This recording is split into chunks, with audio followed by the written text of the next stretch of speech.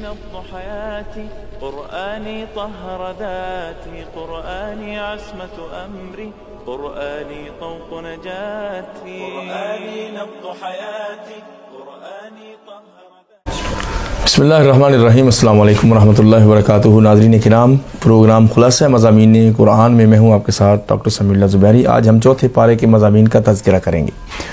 اعوذ باللہ من الشیطان الرجیم. لن تنالوا البر حتى تنفقوا مما تحبون وما تنفقوا من شيء فإن الله به علیم. تم ہرگز بڑی نیکی کو پا نہ سکو گے جب تک کہ وہ خرچ نہ کر دو اللہ کے راستے میں جو تمہیں پسند ہے، اور جو بھی خرچ کرو گے اللہ تعالیٰ اس کو خوب جانتا ہے. پھر اس کے بعد چونکہ یہ اہل کتاب کا بڑا تذکرہ ہے سورہ آل عمران میں، اور اس میں بنی اسرائیل کا ذکر ہے، تو اسرائیل کا مطلب ہے عبداللہ. اسرائیل عبرانی زبان کا لفظ ہے، اس کا مطلب ہے عبداللہ. یہ کون ہیں اللہ کے بندے؟ حضرت یعقوب علیہ السلام.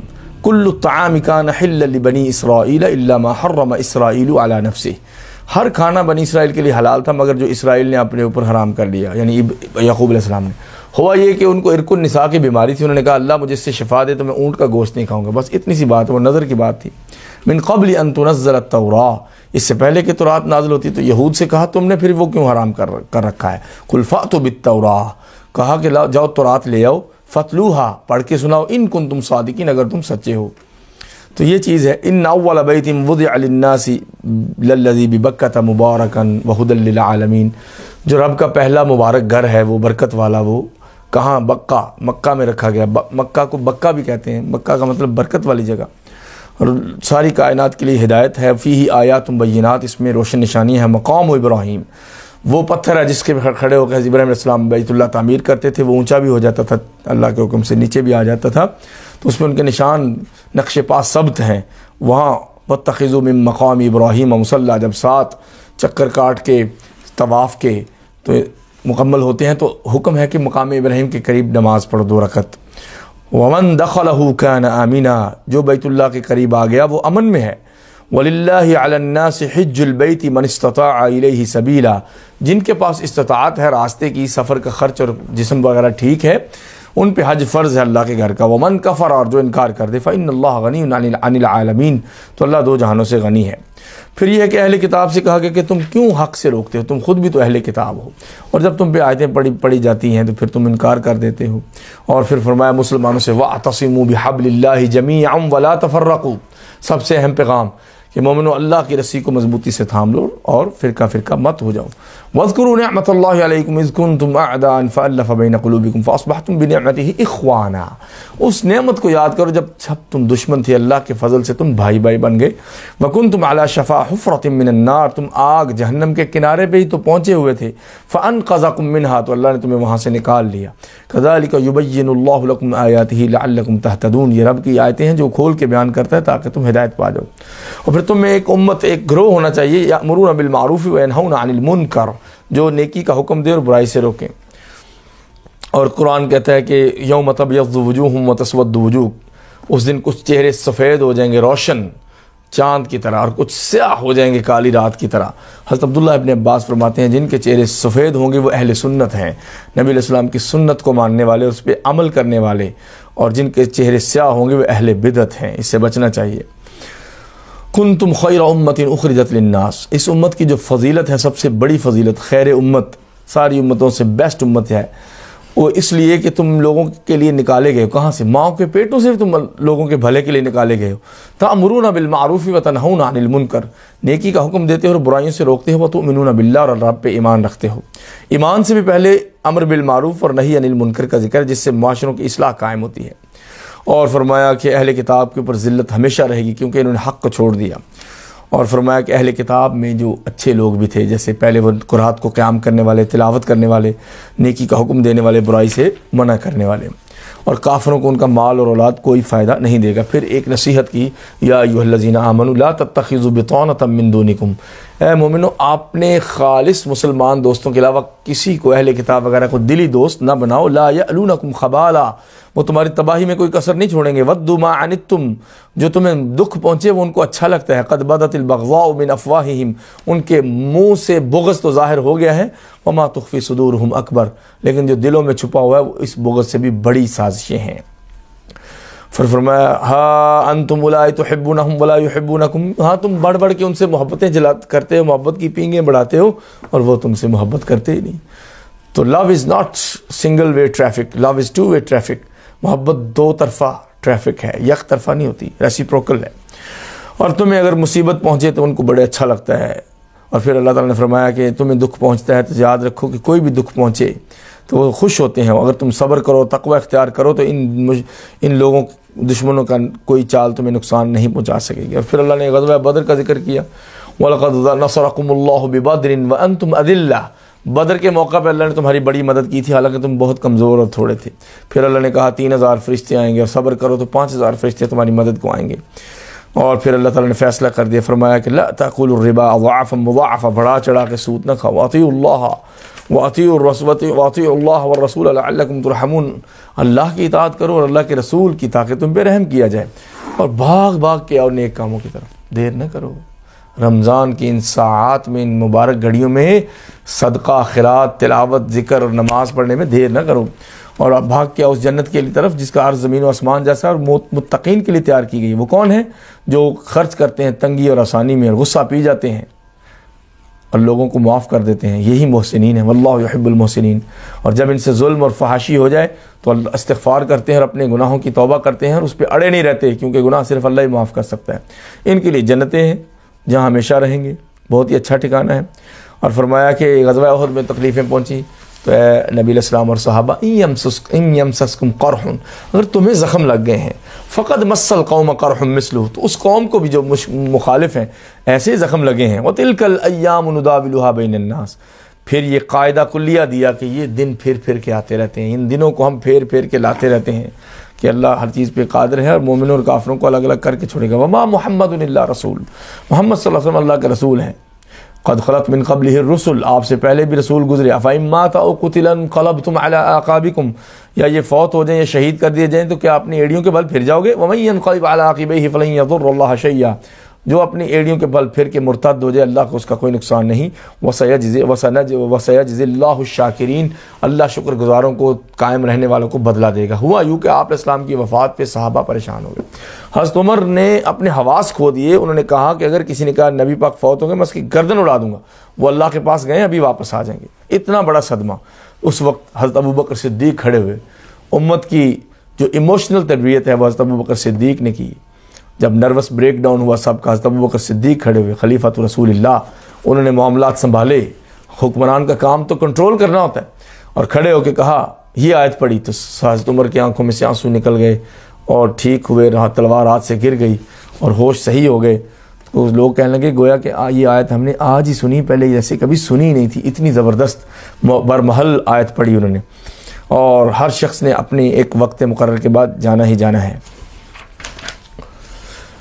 اور اسی طرح قرآن کہتا ہے کہ اگر کافروں کے پیچھے لگو گے تو خسارے میں ڈال دو گے، اور مومنوں تم قائم رہو، تمہارا رعب ہم ان کے دلوں میں ڈال دیں گے۔ اور یاد کرو تم غزوہ احد وغیرہ میں تم ان کو کاٹ رہے تھے، غزوہ بدر میں تو کس طریقے سے اللہ نے تمہاری مدد کی تھی۔ اور اس غزوہ حنین میں یہ ہوا کہ نبی پاک بلا رہے تھے اور سب بکھر گئے، پھر آپ نے کہا انا نبی لا کذب انا ابن عبد المطلب، لوگوں میں نبی ہوں، سچا ہوں، جھوٹا نہیں ہوں، میں عبد المطلب کا بیٹا ہوں، ان کی نسل میں سے ہوں۔ پھر سب واپس آئے، اور یہ تو ہوتا ہے دنیا میں۔ اس کے بعد پھر اللہ تعالیٰ نے سب کو سکون دینے کے لیے ایک نعاس، ٹرنکویلٹی، ایک اونگ جاری کر دی، 10-15 کچھ منٹوں کے لیے صحابہ ایسے سونے لگے، تلواریں ہاتھوں سے گرنے لگی، جب فریش ہوئے جاگے تو پھر تلواریں پکڑ کے مقابلہ کیا۔ اور پھر جو یہاں پہ منافقین کا بھی ذکر ہے کہ جب کہتے ہیں کہ مومنوں سے کہتے ہیں کہ آؤ تم زمین میں نہ لڑنے جاؤ، اگر ہمارے پاس رہتے تو اس طرح نہ مارے جاتے۔ قرآن کہتا ہے کہ جب مارے بھی جائیں میرے نبی کے صحابہ اور مومن تو انہوں نے بھی اللہ کے ہاں اجر پانا ہے، اور جو منافق ہیں ان جو مارے جائیں گے تو پھر اللہ کے پاس تو جانا ہے سب نے۔ فَبِمَا رَحْمَةٍ مِّنَ اللَّهِ لِنْتَ لَهُمْ، اے نبی علیہ السلام آپ اللہ کے فضل سے نرم ہیں، اگر آپ سنگ دل، سخت دل، زبان کے سخت ہوتے تو آپ کے ارد گرد یہ رونقیں نہ لگتی، سب بھاگ جاتے۔ فَاعْفُ عَنْهُمْ، صحابہ کو معاف کریں، وَاسْتَغْفِرْ لَهُمْ، ان کے لیے مغفرت کی دعا کریں، وَشَاوِرْهُمْ فِي الْأَمْرِ، ان صحابہ سے مشورہ کیا کریں، فَإِذَا عَزَمْتَ فَتَوَكَّلْ عَلَى اللَّهِ، تربیت کا چوتھا اصول کہ جب کسی کام کا فیصلہ کر لو تو پھر اللہ پہ توکل کرو، پھر وہم کا شکار نہ ہو جاؤ۔ إِنَّ اللَّهَ يُحِبُّ الْمُتَوَكِّلِينَ، اللہ توکل کرنے والوں کو بہت پسند کرتا ہے۔ إِن يَنصُرْكُمُ اللَّهُ فَلَا غَالِبَ لَكُمْ، تم اگر رب کی مدد کرو گے یعنی اس کے دین کی تو پھر تم پہ کوئی غالب نہیں آ سکے گا۔ وَإِن يَخْذُلْكُمْ فَمَنْ ذَا الَّذِي يَنصُرُكُم مِّن بَعْدِهِ، اور اگر وہ تمہیں تنہا چھوڑ دے، بے آسرا کر دے، تو اللہ کے سوا تمہاری کوئی مدد نہیں کر سکتا۔ اور جو خیانت کرے گا قیامت کے دن اپنی خیانت ساتھ لے کے آئے گا۔ اور اللہ تعالیٰ کہتے ہیں جنگوں میں جو تکلیفیں پہنچتی ہیں وہ آزمائش ہے، وہ آزمائش ہے۔ اور منافقین اپنے ساتھیوں سے کہنے لگے اگر تم ہمارے ساتھ رہتے تو ما قتلوا، مارے نہ جاتے۔ قل فادرؤوا عن انفسکم الموت ان کنتم صادقین، تو نبی علیہ السلام ان سے بتائیں آپ کہ جاؤ پھر روک لو، موت بھی اپنے پاس نہ آنے دو، موت تو تمہیں ایک دن آنی ہے اگر تم سچے ہو۔ تو شہادت کی تانے نہ دیا کرو، شہید تو ویسے ہی زندہ ہوتا ہے۔ اور قرآن کہتا ہے وَلَا تَحْسَبَنَّ الَّذِينَ قُتِلُوا فِي سَبِيلِ اللَّهِ أَمْوَاتًا، جو اللہ کی راہ میں شہید ہو گئے ان کو مردہ نہ کہو، بل احیاء، زندہ ہیں، عند ربهم يرزقون، ان کا رزق ان کے رب کے پاس ہے۔ فرحین بما آتاهم اللہ من فضلہ، وہ خوش ہیں شہید جنتوں میں کہ اللہ نے جو فضل دیا ہے۔ وَيَسْتَبْشِرُونَ بِالَّذِينَ لَمْ يَلْحَقُوا بِهِم مِّن خَلْفِهِمْ، اور خوش ہیں کہ ہمارے بعد بھی شہداء جو پہنچیں گے ان کو بھی بدلہ ملے گا۔ اللہ خوف علیہم ولا هم يحزنون، کہ ان کو دنیا کا غم کوئی نہیں ہوگا جو چھوڑ کے آئے، اور آخرت کا خوف نہیں ہوگا۔ شہداء کا یہ مقام ہے۔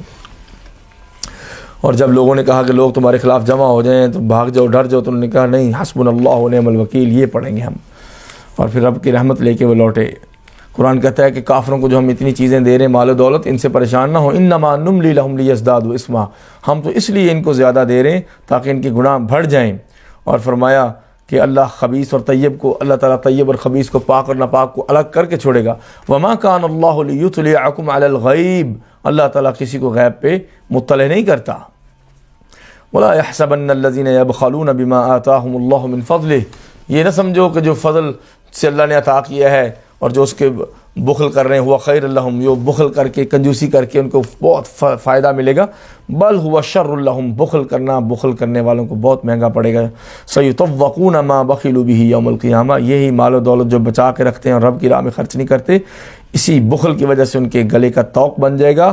وَلِلَّهِ مِيرَاثُ السَّمَاوَاتِ وَالْأَرْضِ، زمین و آسمان کی لیگیسی، وراثت تو سب اللہ کی ہے، تم کس چیز کا بخل کرتے ہو؟ وَاللَّهُ بِمَا تَعْمَلُونَ خَبِيرٌ، اور جو تم کرتے ہو اللہ اس سے خوب واقف ہے۔ استغفر اللہ۔ اللہ نے فرمایا کل نفس ذائقۃ الموت، ہر نفس نے موت کا ذائقہ چکھنا ہے اور سب کو اس کا اجر دیا جائے گا۔ اور کامیابی کی دلیل یہ دی جو جہنم سے بچا لیا گیا اور جنت میں چلا گیا، بھیج دیا گیا، وہ کامیاب ہے۔ اور اللہ نے جب وعدہ لیا کہ اے لوگو، اہل کتاب، جب تمہارے پاس کتاب آئے گی، دین ہے، تم نے چھپانا نہیں، انہوں نے چھپایا، پھر آیتوں کو بیچا۔ پھر آخر میں غور و فکر کی آیتیں، ان فی خلق السماوات والارض واختلاف اللیل والنہار لآیات لأولی الالباب، زمین و آسمان کی نشانیاں اور صبح و شام کے آگے پیچھے آنے جانے میں اہل عقل کے لیے نشانیاں، جو صبح و شام چلتے پھرتے اٹھتے بیٹھتے لیٹ کے اللہ کا ذکر کرتے ہیں اور دعائیں کرتے ہیں رب ہمیں جہنم سے بچا لے اور نبیوں کے ساتھ ہمارا حشر فرمانا۔ یا ایھا الذین آمنوا اصبروا، اور یہ آیت سورت ختم ہوتی ہے اے مومن صبر کرو، وصابروا، اور صبر کی تلقین کرو، ورابطوا، اور آپس میں مورچہ بند رہو، سستی سے زندگی نہ گزارو، تیار رہو، کسی وقت بھی اٹیک ہو سکتا ہے تم پہ۔ واتقوا اللہ، اللہ سے ڈرتے رہو، لعلکم تفلحون، تاکہ تم کامیاب ہو جاؤ۔ ساتھ ہی سورۃ النساء عورتوں کے نام کی سورت شروع ہو جاتی ہے اور تقوی سے، یا ایھا الناس اتقوا ربکم، اے لوگو اللہ سے ڈرو، الذی خلقکم من نفس واحدہ، سورہ آل عمران تقوی پہ ختم ہوئی اور اگلی تقوی پہ شروع ہوئی۔ اللہ نے تمہیں ایک نفس انسانی سے پیدا کیا آدم سے، اور اسی آدم سے اس کی بیوی ہوا پیدا کی، پھر ان سے بہت سے مرد اور عورتیں زمین میں پھیلا دی۔ یہ عورتوں کے نام کی قرآن میں صورت ہے، مردوں کے نام کی کوئی صورت نہیں۔ عورتوں کی فضیلت ہے، اس میں وراثت کا ذکر ہے، عورتوں کو کوئی وراثت نہیں دیتا تھا، اس میں وراثت کا ذکر ہے۔ اس میں یتیم بچیوں سے نکاح کر لیتے تھے، ان کو پال کے ان کو حق مہر نہیں دیتے تھے۔ فرمایا تم اگر ڈرتے ہو یتیم بچیوں کے بارے میں تو پھر جو تمہیں عورتیں پسند ہیں ان میں سے نکاح کر لو، مثنی وثلاث ورباع، دو دو تین تین چار چار۔ جو لوگ تعدد ازواج کے خلاف ہیں وہ قرآن کے خلاف ہیں، یعنی کہ دوسری شادی، تیسری چوتھی، جو کہتے ہیں کہ بہت غلط کام ہے، نہیں ہونا چاہیے، یہ اللہ کی شریعت کے خلاف ہے۔ کیونکہ جو عورتیں یہ کہتی ہیں کہ یہ چیز صحیح نہیں ہے، وہ کفر میں پڑ جاتی ہیں۔ اللہ تعالیٰ نے جو اجازت دی ہے، اور نبی پاک کی 11 بیویاں تھیں، اللہ نے خاص ان کے لیے اجازت دی تھی، اور عام مومنوں کو 4 تک اجازت ہے۔ اور دنیا میں عورتوں کی تعداد بھی زیادہ ہے، جنگوں میں مارے جاتے ہیں مرد، اور باہر زیادہ تر وہی فوت ہوتے ہیں، تو کون وہ تعداد پوری کرے گا؟ تو شریعت اسلامیہ میں یہ رحمت ہے، اور گھر محفوظ ہوتے ہیں، اس لیے کفر کی باتیں نہیں کرنی چاہیے. فرمایا لیکن یہ کہا ہے, یہ ضرور کہا ہے کہ جب عدل و انصاف نہ کر سکو تو ایک بیوی کافی ہے. یہ نہیں کہ تم اپنے شوق پورے کرتے پھر تباہ کر دو ان کو اور ان کے ظلم کر کے ان کو بیچاری کو سائڈ پہ لگا دو. اور اسی صورت میں اینڈ پہ ایک جگہ پہ کہا ہے کہ تم کبھی بھی عورتوں میں حقیقی 100% عدل نہیں کر سکو گے جو دل کا عدل ہے, لیکن کسی ایک کو لٹکا کے نہ رکھ دینا کہ لٹکی ہوئی ہے, نہ اس کو زندوں میں سمجھو نہ مردوں میں, نہ وہ تم اس کے خاوند بنو نہ اس کو چھوڑو, تو اس کا بھی حق دو. اور یتیموں کو آزماؤ جب تک کہ وہ بڑے نہ ہو جائیں تب تک ان کے مال ان کے سپرد نہ کرو. اور مردوں نے جو کمایا وہ ان کا حصہ ہے, عورتوں نے جو کمایا ان کا حصہ. عورتوں کی کمائی کا ایسے صورت میں ذکر ہے, عورتوں کی کمائی نہیں مرد چھین سکتے. اور اس میں وہ عظیم آیت ہے جو آیت وراثت ہے, آیت المیراث. یوصیکم اللہ فی اولادکم, تمہاری اولادوں کے بارے میں اللہ وصیت کر رہا ہے, خاص تلقین. للذکر مثل حظ الانثیین, مرد کے 2 سے عورت کا 1. جنگوں میں مرد جاتا ہے, کمائی وہ کرتا ہے, سنبھالتا ہے, خرچہ کرتا ہے, اس کا ڈبل حصہ ہے. اور پھر ساری تفصیل کے عورتوں کو کتنا ملے گا, ماں باپ کو کتنا ملے گا, اور اولاد ہو تو بیوی بیوہ ہو اس کو کتنا ملے گا, اولاد نہ ہو تو پھر کتنا ملے گا. یہ سب آدھا علم ہے دین کا. سب سے پہلے جو بلایا جائے گا علم, وہ علم میراث ہی ہے. اور زید بن ثابت اس کو سب سے زیادہ جانتے تھے, عالم الناس.